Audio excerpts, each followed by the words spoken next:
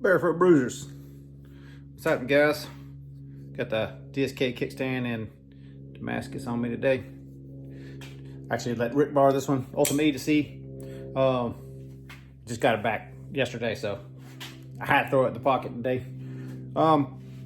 So first, right off the bat, man, thank everybody who participated in the charity sell-off kind of thing. Even had one guy throw an extra $100.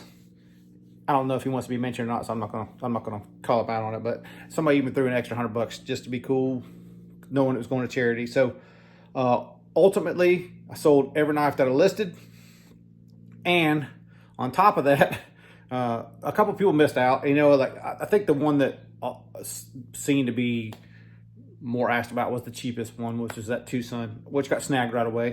And several people had asked about it. I think mainly because it was inexpensive, but a few people missed out on some other ones. But they all sold the next morning that one sold. So some of the guys had missed out, who like, they would ask me like, what's the overall length or whatever else. And I meant to get back to you, but I forgot. I just was answering so many messages in a row. So some of those guys probably missed out. But anyway, one dude on Facebook was interested in the smaller Crusader. It sold. He was like, damn, I really wanted the Crusader. And I was like, man, since you missed out, since I got another one. So I actually sold my other Crusader, Furious for Prey, which I wasn't planning on selling, but he wanted it. I did keep the money for that one, but I try to hook him up too with a somewhat of a good deal. So I ended up selling a total of 9 knives. So it was awesome. I mean, it reduces the collection a good bit, but the more important part was 8 of those knives, or I think the total was like $26.50 or something like that, went to somebody in need, which warm and fuzzy, man. Like I used to be all about the giveaways. I used to like give back to the community and that sort of thing. But these things right here, like when you know someone's needing something or hurting for something and you're able to help, especially a community member or a brother of a community member, that sort of thing, like warm and fuzzies, man. Like Brother Ken did it. Like I think yesterday's video came out about, thankful for the community and that sort of thing. And like this is my way of saying the same thing. Like, thank y'all. It was awesome, man. And even at that, I know there's several of us doing the whole no bond trading for 40 days kind of thing. So, the other brothers ain't participating, brothers and sisters, sorry, Denise, that ain't participating in that 40-day challenge, because I know she's participating. There may be others, I don't know. But everybody still stepped up to the plate, and we got the deal done. So thank y'all, everybody who participated, everybody who just liked this video and was supportive in nature with the comments and that sort of thing. All that's very much appreciated. So why are we in the shop today? Thought you fixed the mill, Dave. Yeah, kind of, sort of. I think I told y'all. Let me see if I can. I'm just going to stand aside here and see if I can turn this camera just a little bit here. Excuse my bad stuff here. I'll see if I can explain it to you. So the table, which is this part right here, the bottom part, if I can get my finger to, here, let's do it this way. This is the table. Let's do it with a thumb. Maybe. Yeah, this is the table. It got that part fixed. So it doesn't shake side to side. It doesn't, when it goes in and out, it doesn't like roll, either way. So it's tight now where it can move and be fairly good. Now, well, if you noticed, well, maybe you won't notice, but it's open and it's disassembled a little bit. So several things to go over. Let me grab a set of gloves. Hang on one second. They're right here. In case anybody wonders, yes, I got to wear big-ass medical gloves too. It's kind of ridiculous, but you'll see in a second here. I just want to show you. So I know some people are like, you can fit into large gloves. Yeah, you can, but if you're holding in your hands at all, the hands go to sleep on them. So anybody that's ever questioned what a 2XL medical glove looks like on my hands, there you go. All right. So you can see I got a little room in the length of the things, but the girth's pretty well taken care of, right? All right, so I don't know why I had to show you that, but some people are like, you don't have that big of hands. Like, all right. But I can't go into any clinic around town and get gloves. All right, so first problem is, over here on this side, you can see this is a normal handle like a drill press. Sorry, this is a shop update, because I ain't got really else shit to show you, so you're gonna learn more about the mills. I didn't know nothing about this mill before I took it apart, so maybe you can learn something too. Actually, what I did learn is that after talking to Todd, his mill is almost just like this, and his is a jet. So this is one of those, probably, I don't know if it's Chinese, Korean, Taiwanese imports from years and years ago. They're all slightly different, but they're all slightly similar. So on this side, you know, you push down like a regular drill press, and I don't know if you can see right here, the quill's moving up and down, right? Okay, so that part works fine, but it had a little knob right here. Let me see if I can grab it for you, the assembly. So here's that assembly, and you basically be able to turn this to make it go slow, and you turn that, which turns this gear. Problem is, matching gear on this side is chipped, so it's where it interacts into it. You know, there's chunks missing out of this worm gear in here. So there's nothing real I can do to fix that without replacing the gear. So I don't have any fine adjustment. I don't care. I'm just going to disassemble it and remove it. Who cares? So that's that part of it. Which, you know, that's kind of a bummer, because that's something you could use to make stuff a little bit easier. But if you're careful with the regular old handle, you can just do it fine. Okay, here's wherein lies the issue. So this thing is, let's see if I can even turn it up a little bit. I'm just going to turn it up. Sorry, excuse about the hands. Sorry about that. Pulley's up top, right? So this has a motor in the back, pulley, another pulley, and another pulley, so you can change the gears and speeds. But it's a real pain in the ass to get up there and do all that stuff. This shaft, or this pulley, is sitting on a taper, so it's compressed down on a taper with a nut. So when I got in here to try to undo this, notoriously this is supposed to be torqued pretty quick, or torqued pretty tight. This wasn't. It's sitting on the taper good, but the nut that sits on top of it is loosey-goosey. So let me see if I can find that sucker. So this big old nut is sitting on top of that. I think it's like, I don't know, it's big, man. Like 2 inch maybe, 2 1/8 maybe, something like that. So it's loose up here. So you can see where there's a set screw in this back too. So somebody had already drilled and tapped. I don't know if that's even visible or not. Maybe it is, maybe it ain't. Somebody already drilled and tapped it to try to get that set screw to sit in there. And if you look in the right light, you can even see like a little bit of a circle where they had tried to tighten that down. To no avail, really. So problem number one, there's 2 bearings in here. So if I wanted to pull this off, pull it off the taper, and then change the 2 bearings in here, it'd be fine. But sitting here and spin it, there's no major play. Everything feels smooth, and they're sealed bearings, so it's not like it needs lubricant. So I'm gonna leave that ride for now. Because it hasn't come off that taper, I'm not too worried about this nut, but it is a problem, and you can tell that it had to be reworked. So I took a thread file and kind of started filing that back in. Hopefully this ain't boring, y'all. But if it is, I apologize. I'm just figuring I'm taking you through it, and I'm going to ask a couple questions as I go. So if you know the answer, or you've, you know, made this enough that you have a guess, then you let me know. All right, so inside of this, at the very bottom here, it's like a little spline teeth that kind of align with this part of the spindle right here. So basically, you see how that's in there. So it kind of has the male half that drives it. So this slides up in and down inside this quill. There's a bearing race here and a bearing race here. And there's a taper bearing that sits here and a taper bearing that sits here, okay? That makes sense. So you're supposed to be having a bearing, you know, the cone of it facing in, cone of it facing up. So it's sandwiched in here. Threads are bad here on both the nuts. So you basically have a nut. This is left-hand thread. You basically have a nut that sits on top of that bearing. Another one that sits on top of that. Nah, threads ain't so good in either one of those. I cleaned them up already, so you can't really see how beat up they were, but someone's drilled extra holes in them, beat the snot out of them. You can see how it's like, it was beat up pretty bad. And I think ultimately what is happening is this, because this unscrews too. It's not like I should unscrew this too. Explain the whole thing here. Sorry for the disassembly on video, but I'm kind of explaining and asking at the same time, because from my experience with tapered bearings, especially exposed, so from the inside here, you can see that the bearing's pretty much exposed. There's no direct holes. Like if I don't plug this one there, I guess there's a direct hole in there, but there's nothing that should be getting in here other than just general debris. So I'm not really sure if they should or shouldn't, but almost every tapered bearing that I've seen, especially greased ones, you'd want to seal on both sides to seal that, make sure that bearing doesn't get trash in it, right? But neither one of these have seals in it, which kind of seemed odd to me. When I took this out, it was just like burnt grease all over it. So like I had to clean it. And you can kind of see it's still not perfect, but the bearing surfaces where they press in, both look okay. This was undercut. If you can see that nastiness up in there. undercut pretty bad. I doubt that's a factory job, but maybe it could have been. I don't know, but it looks nasty, like someone had went in there and, excuse me, try to relieve the corner of that or something. But the face, the shoulder looks fine.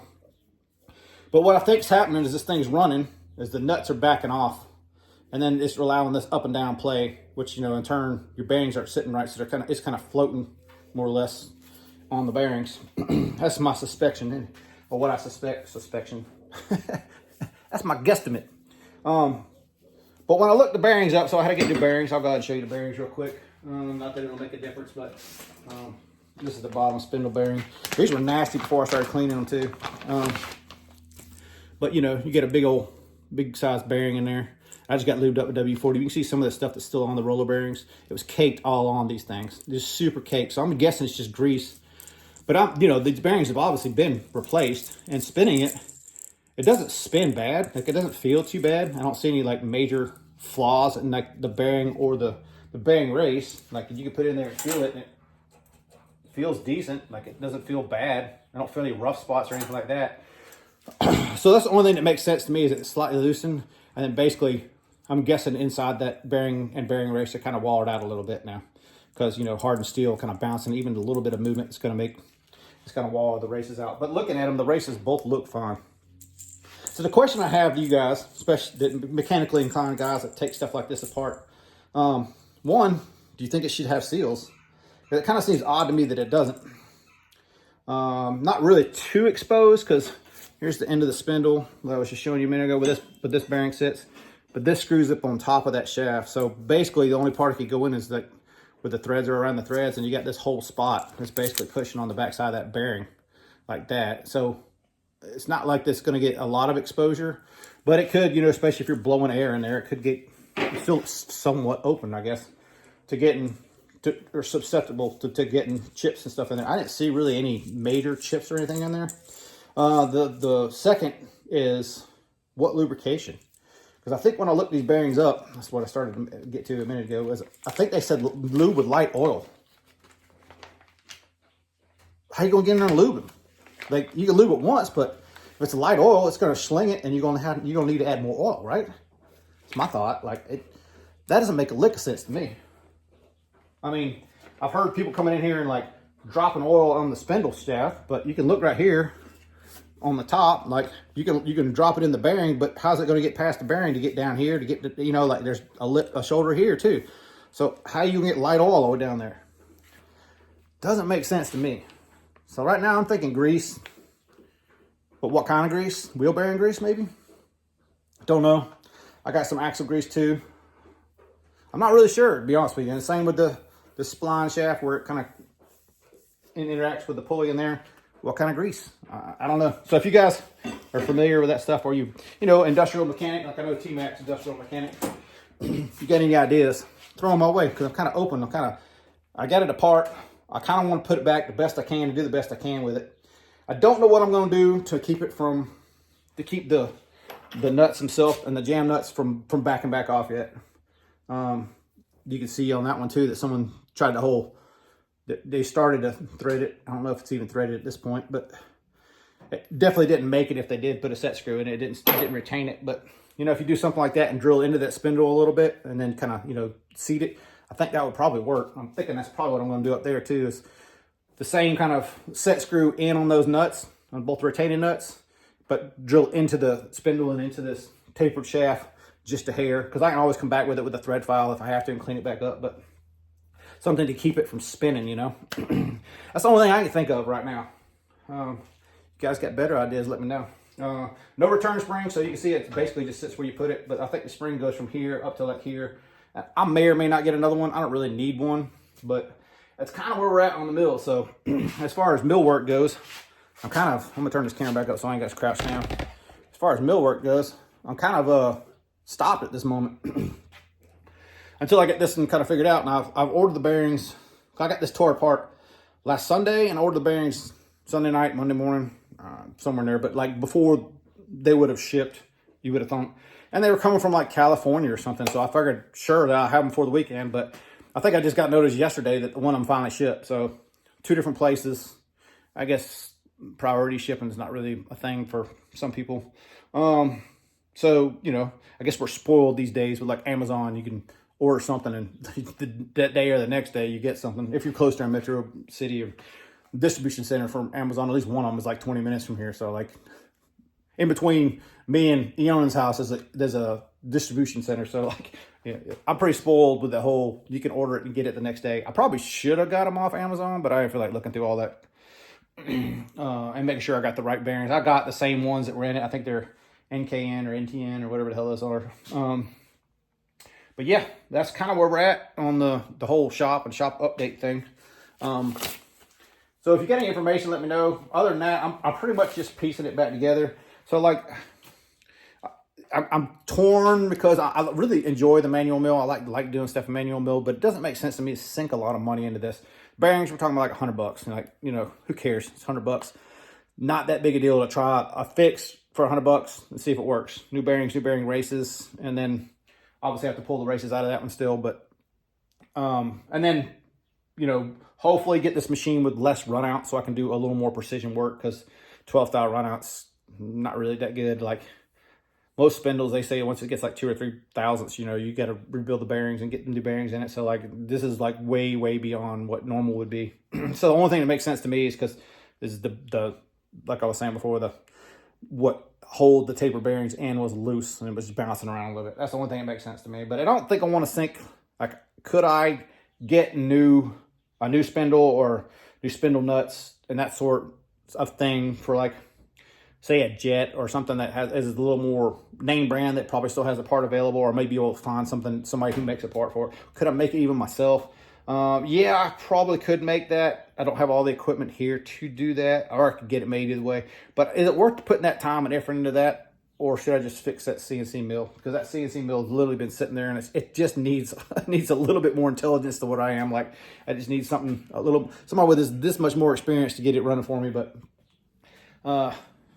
man, I'm so torn because I really don't want to go back to CNC, but at the same time, like it's dumb to have a CNC and just let it sit there. It's like having a classic car, letting it rot by the fence while the grass grows around it or cactus grows in it or rats eat it up or whatever you want to say. Like, I need to get it fixed whether I use it or not. Like, I could still, it's something I could sell and maybe get another mill or something like that, or mill and a surface grinder or something like that. Same with my CNC lathe. I really don't use like a CNC either. So ultimately, I got decisions to make, and I've gone through this before.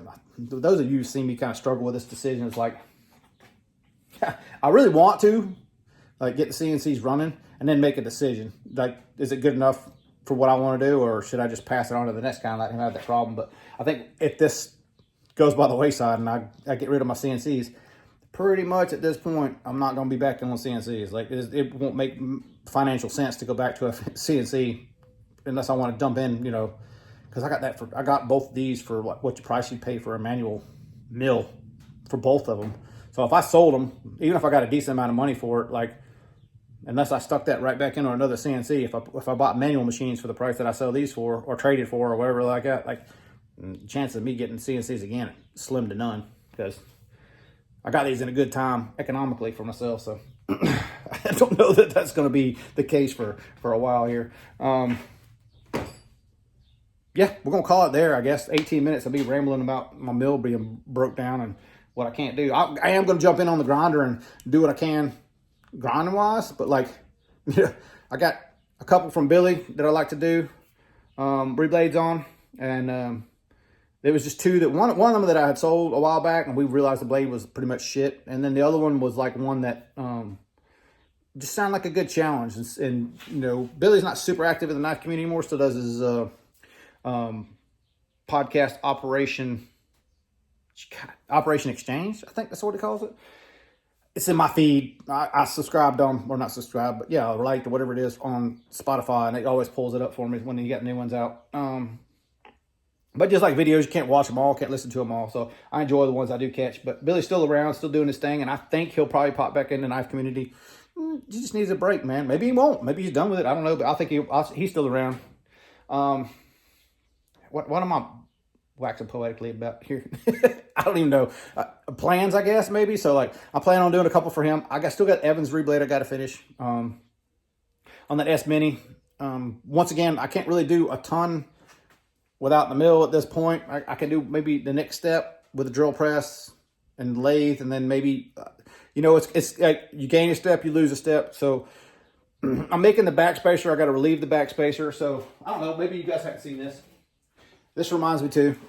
So I got the backspacer fixed. I was telling y'all you can soak them in acid and eats it out. So brother J Dizzle Designs, I believe, is on Instagram. I don't think he has a YouTube. Does a ton of like insert for like carbon fiber and that sort of thing work. Dude's phenomenal craftsmanship. I haven't personally seen it, but like in the videos that I've seen, like, and talking with the guy, like he's a craftsman for sure. But he mentioned, you know, like you can hit it with a tap. So okay, the reason I didn't mention that in that one is like, so I kind of have pretty much come from an aerospace background. If you break a tap off, and say it's in a material that you can soak in acid and it can go through and it still pass. So we have tap gauges, so it's 2B, 3B, whatever thread your print calls for. That gauge has to go and no go. If you have to take a hammer and bust a tap up, guaranteed that is going to fail a gauge. 100% every time. This is knife making. You don't got to run to a gauge. Like, you just got to make it functionally work and the thread's not stripping it, hold the part. Like, so it really doesn't matter. So that is ultimately how I got that broken tap out of that backspacer. So for those that want a tip, you can do it with a chisel, and that's exactly how I did. Basically, you know, I got a little punch. Actually, I sharpened a punch and smacked the tap and broke it up into pieces and got it out of there. And that's basically how I did it. And I re-tapped it by hand, and it worked fine. Nothing broke out. Make sure all your pieces are out so you don't break another tap on top of the other broke tap. But it's essentially how I fixed it myself. Just to throw it out there, because like sometimes I don't complete my thoughts. I'm still talking, 22 minutes in. Oh, yeah, that's what I was going to say. So that backspacer, I'm going to take and put a channel down the middle of it, because the way those two holes intersect, the blade has to go through them. So I need to relieve the middle of it. Similar to like if you see like standoffs. Here's a perfect example. So you see like standoffs, you see how it's relieved in the middle? But these are round, so they can just turn these in a lathe. But if you imagine that as a backspacer, and you got to kind of relieve it on the inside here, how are you going to do that? So people that have asked that, you can do it with a Dremel or something like that. I'm sure there's a million different methods. This is called a Woodruff cutter. So you can see it's relieved. Let me put it over here on this side, but you can actually see it. So you can see it's relieved shoulder, and then you get this little radius spot that basically going to come in there. You know, here's your backspacer going to come in there and just cut like a little slot down the middle of it. You're not cutting through it, just cutting into it, so you can relieve the blade, so the blade can go, you know, basically into that, just like this one is, more or less. I don't know why I'm telling you all this, because I ain't did it yet, but that's the game plan. Whether it works or not, I guess we'll see. But yeah, 23 minutes. I'm going to call it there. Quit wasting y'all's time. Y'all be cool. Later, y'all.